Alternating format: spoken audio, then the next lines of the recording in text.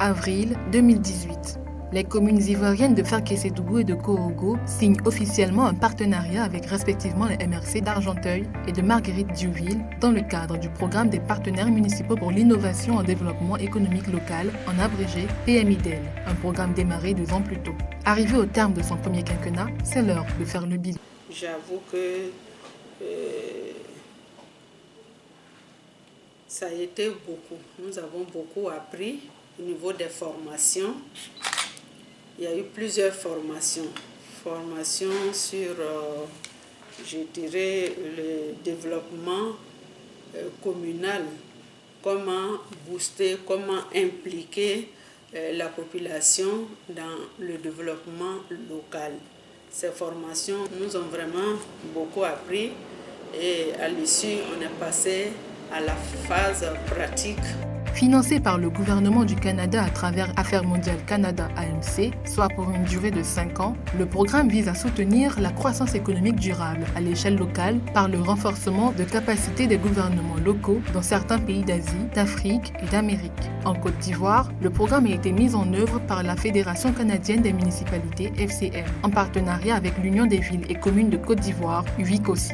Il a porté essentiellement sur 3 composantes prioritaires que sont la création d'un environnement propice, amélioré qui favorise la prospérité économique locale, le développement économique régional, soutien aux entreprises et échanges commerciaux, le développement économique local inclusif. Les communes de Faké et de Korogo ont bénéficié de renforcement de capacités sur le leadership local en matière de développement économique et tout particulièrement sur l'élaboration de mécanismes de planification et de développement axés sur la croissance économique, sur la mise en place des programmes d'autonomisation économique des femmes et des jeunes, des milieux pauvres et marginalisés. Enfin, sur la promotion du commerce et les investissements, ainsi que l'adoption de stratégies de développement économique régional capables de stimuler l'activité économique à l'échelle locale.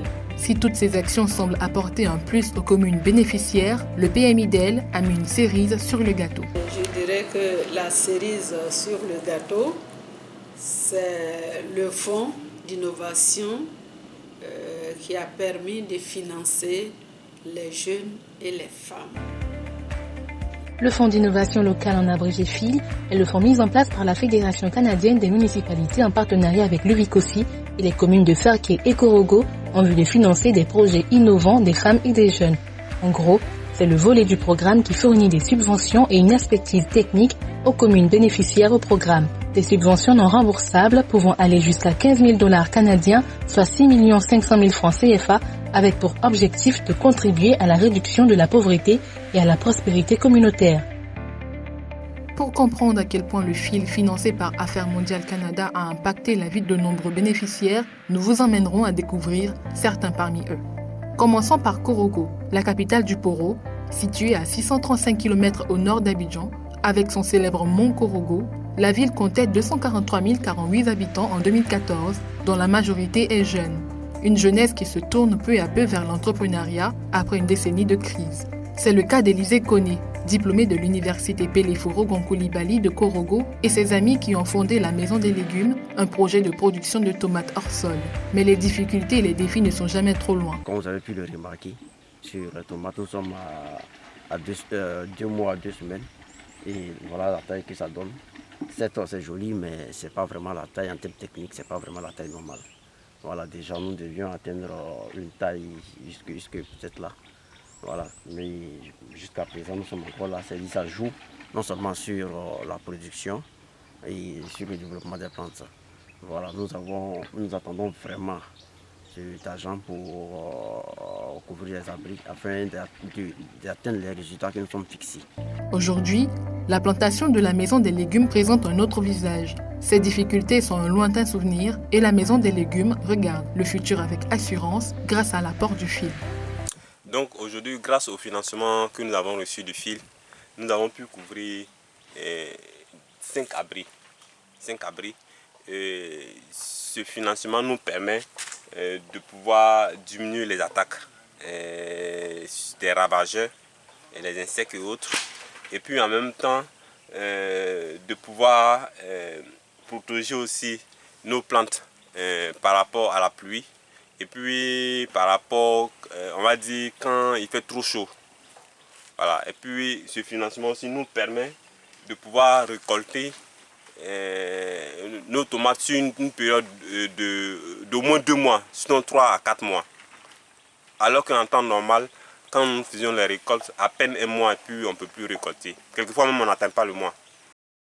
En plus de la couverture des serres, la maison des légumes s'est dotée d'un groupe électrogène qui lui permet d'irriguer ses plantes, aussi d'un tricycle pour le transport des récoltes. Le président de l'association exprime sa reconnaissance aux partenaires. Nous voulons vraiment remercier le financement FIL, qui nous a permis d'être à ce niveau-là, de pouvoir couvrir nos abris. Nous voulons vraiment leur dire merci. Vous voyez, quand vous-même vous rentrez sur le champ aujourd'hui, vous êtes content. Tout ça, c'est grâce au FIL. Et nous espérons que d'autres associations autres que nous pourront bénéficier aussi de ce financement-là. Après la maison des légumes, rendons-nous à présent dans cette ferme, qui à première vue ressemble à une ferme ordinaire, pourtant, elle est loin d'en être une. C'est la ferme de l'association des veuves et orphelins de la commune de Korogo. Ici, l'on produit 500 poulets de chair et 250 pondeuses qui devraient rentrer en ponte dans quelques mois. Kone Collecte n'en revient toujours pas. Aujourd'hui, grâce au projet FIL, j'ai obtenu mes rêves et je vois mes rêves se sont réalisés et se sont concrétisés. C'est vraiment, mais j'avais envie de faire ça, mais par manque de moyens. Non. Quand tu as envie de faire quelque chose et que tu n'as pas les moyens, tu es obligé de garder ça au fond du cœur. Avec environ une centaine de membres, l'association a désormais une source de revenus stable pour faire face aux problèmes de ses sociétaires et l'espoir renaît. Bon, nous sommes dans un cas social et puis la majorité sont démunis.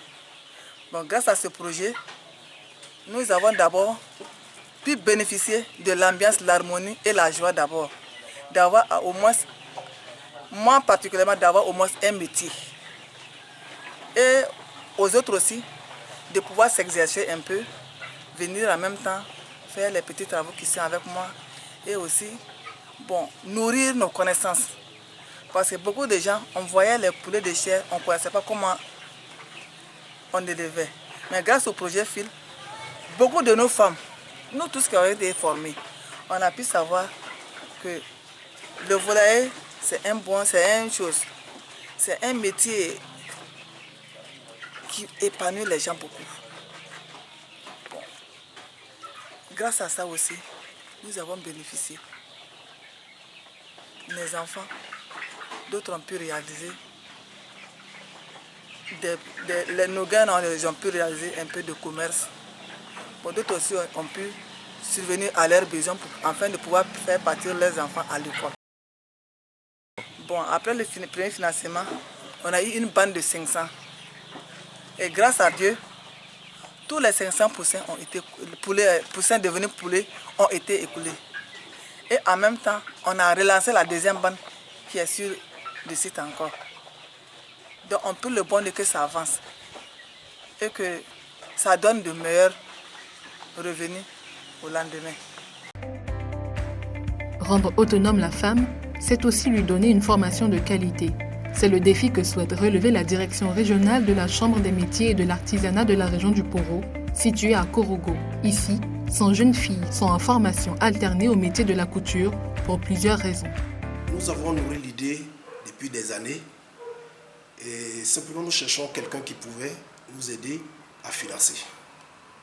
Le FIL s'est intéressé à notre projet et ils ont bien voulu financer ce projet. J'aurais déjà à l'entame dit merci à tous ceux qui ont cru en nous, tous ceux qui ont cru en notre projet et qui ont bien voulu investir de l'argent pour que nous puissions former 100 jeunes filles de la commune de Korogo dans le renforcement des capacités en couture. Il faut dire que ces jeunes filles étaient laissées pour compte. Elles se trouvaient dans des ateliers qui n'ont pas le temps nécessaire à la formation des apprenants. Les machines sont vétustes, les patrons n'ont pas suffisamment de temps à consacrer à la formation d'un apprenti. Nous nous sommes dit, ces filles-là, dans le cadre de notre propre promotion au niveau des artisans, dans le cadre du PND, la République de Côte d'Ivoire, qui demandait que les ressources humaines soient formées ait la capacité nécessaire pour pouvoir accroître l'économie nationale. Voilà pourquoi le projet a été rêvé et on a cru en nous. Et aujourd'hui, ce rêve est devenu une réalité. Il faut dire que la cible, c'était des filles vulnérables, issues de familles pauvres, qui n'ont même pas les moyens aussi d'assurer leur formation. Aujourd'hui, le président est fier de présenter ses installations, mais aussi ses stagiaires déjà en formation, et les perspectives sont bonnes. Nous avons des machines de nouvelle génération qui sont très appropriées aux travaux de couture actuels. Ces filles, très enthousiasmées, sont fières d'avoir des outils qui leur permettent d'être à la page de la nouvelle technologie. Au départ, nous avons prévu 100. Aujourd'hui, nous sommes à 150. Cela, déjà, c'est un bon indicateur pour nous. La mangue fait partie des fruits d'exportation de la Côte d'Ivoire, avec une production annuelle de 150 000 tonnes, représentant 4% du PIB. Elle est le troisième fruit exporté par le pays, derrière la banane et l'ananas, et plus de 10 millions d'euros de revenus dans les zones du Nord où elle est cultivée. D'ailleurs, le pays est le premier exportateur d'Afrique de l'Ouest vers l'Union européenne et le troisième après le Brésil et le Pérou. Paradoxalement, on transforme à peine 2% de sa production. Même si certaines entreprises parviennent à la transformer, l'exportation du produit fini demeure une difficulté majeure à cause des certificats nécessaires pour accéder au marché international. Une frange d'entrepreneurs trouve le coût onéreux. C'était le cas de Kone Jack, directeur général de l'entreprise Cobeco, spécialisée dans la transformation de la mangue séchée ou déshydratée. Aujourd'hui, grâce au financement du FIL, il débute la campagne avec confiance. Il faut dire que nous avons commencé nos activités depuis 2016-2017. Sans certification, c'était compliqué en ce qui concerne le marché. Nous étions obligés de vendre en détail sur le marché local ou carrément c'est de la sous-traitance. Quand on vend localement, mais quand on sous-traite, c'est pratiquement, je vais dire quoi, la moitié du prix normal qu'on peut ou qu'on doit avoir. Et puis on travaillait juste en fonction des petites commandes qu'on avait. Donc on n'utilisait pas notre équipement en plein temps. La production n'était pas aussi assez grande, le temps de production n'était pas aussi élargi. Et aujourd'hui, grâce à la certification, avant même le début de la campagne, nous avons des commandes fermes qui ont fait pratiquement doubler notre production. Pareil pour le chiffre d'affaires. Cela va donc amener nos employés qui ont bien sûr augmenté à travailler un peu plus longtemps l'année. Les pisteurs, ceux qui vont chercher la mangue en brousse, qui travaillaient en principe 45 jours, vont maintenant de mars jusqu'à fin juillet, sinon même mi-juillet, quand on a encore de la matière première. C'est aussi le propriétaire du verger qui gagne. Avant, on l'a dit, c'est seulement 40% de la mangue qui est exportée, le reste pourri pratiquement dans les vergers où est bradé et vendu à des prix dérisoires. Et c'est tout ce que nous transformons grâce à la certification. Nous sommes même en train de penser à agrandir notre équipement de production parce qu'avec tout ce qu'on a comme commande, c'est pas évident que notre four aujourd'hui puisse nous permettre de remplir tous ces cahiers de charges. Je dirais tout simplement que ça a été une très belle expérience. Ça m'a permis d'apprendre beaucoup de choses, surtout sur la gestion des projets, le suivi et tout ça. Ça a été vraiment une très belle expérience pour moi. Au plan humain aussi, ça a été vraiment une très très belle expérience au plan humain. Ça nous a permis de nous frauder à d'autres personnes, d'échanger avec d'autres personnes qui ont d'autres compétences et en tout cas d'élargir notre réseau de connaissances. Pour les populations, ça a été un véritable soulagement. Un véritable soulagement, on a senti que le besoin était là. Le besoin était là et le PMIDEL est venu combler ce besoin. Pour ce qui est des projets FIL, joie qui se lit sur le visage de tous les promoteurs. Et quand on voit ça, ça n'a pas de prix. Ça n'a pas de prix. Je prendrai parmi mes projets, un des projets qui m'a le plus marqué, c'est le projet CI20, qui est le projet d'élevage de poules pondeuses et des poulets de chair des femmes de l'ONG Action Divine, qui est une ONG constituée de veuves. Et ce qui est plus intéressant chez elles, c'est que leur projet est accepté au moment où la Covid, franchement, est en train où nous connaissons les effets dévastateurs de la Covid. des effets de la Covid, tant au plan économique qu'au plan humain. Et c'est en ce moment que le projet de ces femmes, considérées comme couche vulnérable, arrive. Et vous ne pouvez pas comprendre le soulagement que ça leur a apporté. Pour preuve, avec la première bande de poulets qu'elles ont pu prendre, qui était constituée de 500 poulets de chair et de 250 pondeuses, pour la fête de Pâques, elles ont pu écouler en 2 jours tous les 500 poulets de chair. Comme la maison des légumes, la ferme des veuves et orphelins ou encore le centre de formation alternée Ecobeco, plusieurs autres projets ont vu le jour à Korogo comme à Ferké grâce au fil. Parlons de Ferké, commune située à 55 km de Korogo, chef de la région du Tchologo. La ville comptait 8601 habitants en 2014. Ville frontalière du Burkina Faso et du Mali, les réalités d'ici ne sont pas différentes de celles de Korogo.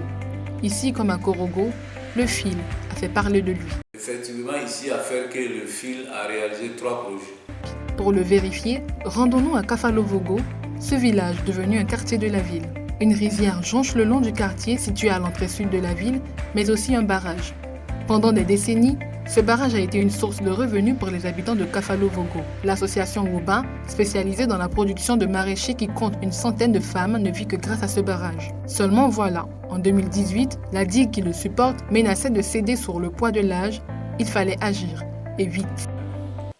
Il y a eu une franche collaboration entre les autorités locales, notamment le maire de la commune de Ferké-Sédougou et les partenaires pour la mise en œuvre du programme PMIDEL, notamment le Livicosi, la FCM. Et cette franche collaboration a permis d'avoir des résultats conséquents au niveau de la commune de Ferké-Sédougou à travers le fonds d'innovation locale, le FIL. Et j'en veux pour preuve, lorsque le barrage de Kafalovogo a cédé, le maire de la commune de Ferké-Sédougou a préfinancé les travaux sur fonds propres en attendant que le fonds FIL se dégage pour venir effectivement achever les travaux. On peut noter que cela a permis de sauver 350 emplois, essentiellement des femmes qui sont autour de ce barrage. Je voudrais aussi signaler la participation importante et effective dans la mise en œuvre des programmes PMIDEL à Ferké-Sédougou, notamment nos amis de la MRC d'Argenteuil et de Marguerite-Duville.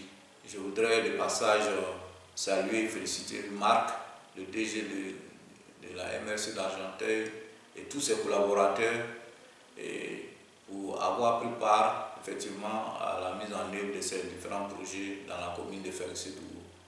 On a même été assisté par l'un des ingénieurs de la MRC d'Argenteuil, en l'occurrence Jonathan Corner. Aujourd'hui encore, les femmes de cette association ont en souvenir cette période de grande frayeur. Avant, on avait peur.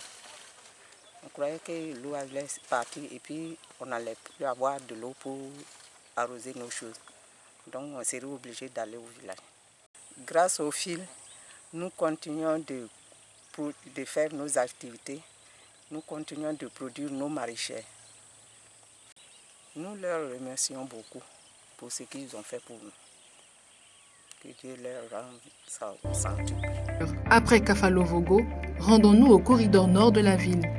Ici, le fil a apporté son appui à un autre groupement d'associations de femmes dénommé Sorimakidjou. Elle est spécialisée dans la production de beurre de karité depuis une décennie. Seulement, depuis sa création, ces braves femmes ont toujours travaillé à l'ancienne. Bon, avant, on avait toutes les souffrances, toutes sortes de souffrances. Bon, avant, nous, on prenait un sac de 100 kilos en 3 jours avant d'avoir le beurre de karité. Mais ça, c'était conditionnel. Le beurre de karité est un beurre végétal issu des noix de karité. Corps, cheveux, mains et visage, il est l'un des actifs cosmétiques le plus simple à utiliser et surtout le plus efficace. Les populations locales l'utilisent parce qu'il est reconnu comme hydratant et assouplissant de la peau. Il entre dans la composition de nombreux produits cosmétiques et alimentaires. Désormais équipées de machines, les femmes de cette association voient leur capacité de production augmenter, chose qui a une répercussion immédiate sur leur chiffre d'affaires. Maintenant, avec l'appui des Canadiens, on a réaménagé les machines et puis maintenant on a eu une machine de grillade et puis de baratteuse, plus la presse et le filtre. Bon, présentement, grâce au fil, nous produisons 5 tonnes en semaine. On obtient du beurre bio et de meilleure qualité. En plus, le déchet qui reste, on fait du savon bio. On n'utilise plus autre savon pour le nettoyage de notre matériel. C'est le savon du beurre même bio qu'on utilise pour faire la vaisselle. On utilise aussi les autres déchets pour allumer le feu en bas de la machine. Nous ne souffrons plus pour produire le beurre bio. Ça a aussi augmenté notre chiffre d'affaires parce qu'on obtient la qualité et puis maintenant la quantité est élevée. Et puis les gens aussi ont besoin du beurre bio. Ils viennent aussi nous assister un jour encore. On les attend ici toujours pour venir vérifier les choses. À Ferké, les jeunes prennent une part active dans le développement économique de la commune. Tôt ce matin, Konaté Daouda et les membres de son association sont à la tâche. Après une première récolte, ils doivent reprendre le cycle et cela passe par le retrait du substrat des sachets car leur association produit de la tomate hors sol. Réunis au sein du réseau des jeunes agriculteurs et éleveurs de Ferké, RJAE, ils ambitionnent d'amener la commune vers l'autosuffisance en tomates, un produit de grande consommation. Pourtant, quelques années en arrière, ce projet n'était qu'un simple rêve. Nous avons vraiment aimé beaucoup le projet de tomates hors sol. Mais nous avons cherché les financements en vain. On n'a pas eu de financement jusqu'à ce que le projet FIL arrive, voilà, qui s'intéresse au projet et vraiment qui nous finance. Vraiment, on dit grand merci, beaucoup merci au projet FIL, aux Canadiens qui nous ont soutenus, qui nous ont aidés à réaliser ce projet. Au jour d'aujourd'hui, vraiment le projet avance bien. Voilà, nous sommes sur le site même en ce moment comme ça. Le projet avance très bien. Voilà, donc je crois que ce projet va permettre aux jeunes de la région, je dis bien la région, parce que nous sommes les seuls promoteurs de ce projet-là dans la région du Tchologo. Voilà, il y en a d'autres à Porogo, ça c'est une autre région qui est la région de Poro. Mais nous, ici, dans la région du Tchologo, nous sommes les seuls. Je crois que si le projet vraiment a pu réussir, vraiment ce serait un projet pilote pour tous les jeunes de la région du Tchologo. Je crois qu'il y a pas mal de jeunes qui sont déjà intéressés. Les gens sont intéressés, ça les intéresse beaucoup, mais grâce au FIL. Vraiment merci beaucoup au FIL par rapport à la réalisation de ce projet. Axé sur l'apprentissage par les pairs, le PMIDEL aura mobilisé l'expertise canadienne afin d'appuyer les municipalités partenaires à stimuler la prospérité, à attirer les investissements et à créer des occasions commerciales. Aujourd'hui, on peut affirmer que c'est un pari réussi. Et je dirais qu'au finish, le résultat était largement positif parce que les objectifs que le FIL s'est donné, c'était la prise en compte de la femme et de la jeunesse. Et je pense qu'avec ce projet novateur, je voudrais dire vraiment bon vent à cette union Canada-Côte d'Ivoire. Pour qu'on arrive à une deuxième phase pour encore booster le développement en Côte d'Ivoire ici. Je vous remercie.